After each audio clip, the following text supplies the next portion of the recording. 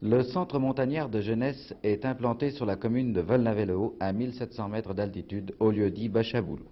Les bâtiments s'étalent dans une vaste clairière de la forêt de Prémol et dominent la prairie de l'Arcelle. Ils bénéficient d'une vue panoramique grandiose sur quelques sommets de Beldon, le massif du Taillefer et la chaîne du Vercors. Situé assez près des stations de Roche-Béranger, du recoin de Champs-Rousse et du futur lotissement de la Lose, pour que les pensionnaires puissent profiter de l'ensemble des remontées mécaniques, il en est toutefois suffisamment isolé afin d'assurer leur repos. L'altitude lui garantit donc un enneigement convenable pendant près de 4 mois et son exposition au sud à un ensoleillement agréable. Prairies, sous-bois et lacs de montagne offrent pour l'été de splendides terrains de jeu et de pittoresques lieux de promenade. Monsieur Bruyon, vous êtes maire de Volnavet-le-Haut. J'aimerais savoir l'historique du territoire de Bachaboulou. Il est bien simple.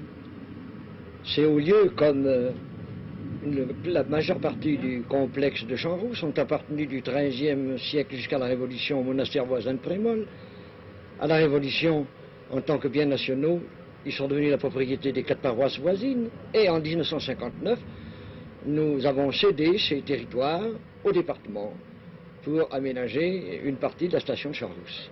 Nous nous félicitons que ces terrains qui avaient une vocation collective les conserver, et spécialement qu'ils aient pris une vocation éminemment humaine et sociale.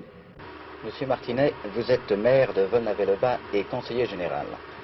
Sous quelle impulsion cet ensemble unique en son genre a-t-il été édifié? Eh bien, c'est au moment où on parlait de l'aménagement de Champs-Rousse qu'un groupe de jeunes qui pratiquaient le ski au sein de la société le ski club de Roche-Béranger, qui venait de la vallée, avait demandé aux conseils municipaux propriétaires du coin de réserver ce hameau, de réserver cette partie de Champs-Rousse à des jeunes, à des groupes de jeunes ou à des élèves, des enfants des écoles.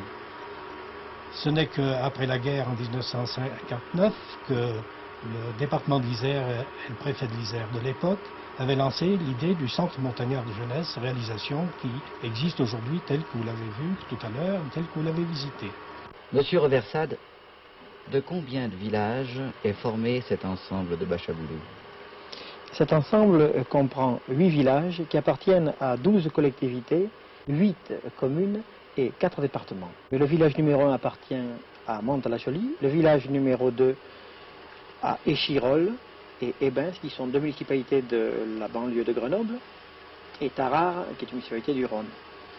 Le village numéro 3 appartient en totalité au Bas-Rhin, qui a passé une convention avec la ville de Strasbourg. Le village numéro 4 appartient à l'Isère et à une commune de l'Isère, Saint-Marcellin. Le village numéro 5 appartient en totalité au Loiret. Le 6 est partagé entre Villeurbanne et le département de la Marne. Le village numéro 7 appartient en totalité à la ville de Lyon. Quant au 8, il est la copropriété de la ville de Boulogne-Billancourt. Dans quelles conditions fonctionne ce centre, monsieur Reversade? Pour répondre à l'idée généreuse de ses promoteurs, ce centre devra fonctionner de façon quasi permanente, d'une part en hiver pour accueillir des classes de neige, et également pendant la période des vacances de Noël et des vacances de Pâques, des jeunes gens et des enfants en vacances de neige. Puis, pendant la période d'été, il devra également accueillir des enfants en colonie de vacances. Et nous aimerions évidemment que d'autres enfants puissent venir en classe climatique d'altitude au printemps et à l'automne. Le centre peut recevoir exactement 1024 enfants. Ces enfants sont envoyés par les municipalités ou les départements qui sont copropriétaires du syndicat mixte de Bachaboulou. Ces enfants peuvent être d'âge différent. Cependant, nous accueillons surtout les enfants des classes primaires, des cours moyens et des classes fin d'études parce qu'il faut qu'ils puissent se déplacer avec leur propre maître, leur propre instituteur ou institutrice, leur propre institutrice. D'autre part, le recrutement peut s'effectuer auprès d'enfants venant d'autres municipalités ou d'autres départements qui temporairement pourraient louer des chalets dans le complexe de Bachaboulou.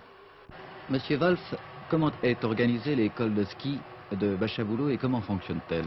L'école de ski de Bachaboulou a été ouverte d'une manière tout à fait officielle et agréée par le comité consultatif du ski français. Elle fonctionne par un enseignement à mi-temps alterné, 2 heures par jour, avec l'enseignement général. Au fur et à mesure de la réception des villages de Bachaboulou, il serait donc souhaitable que leur direction pédagogique et la gestion soient confiées d'une façon permanente à un ménage d'enseignants titulaires du diplôme d'école de plein air ou des colonies de vacances. Ces fonctionnaires devront par conséquent pouvoir être détachés. Et il serait souhaitable également que des réalisations telles que Bachaboulou soient multipliées par 100 dans les mois et bien sûr les années à venir.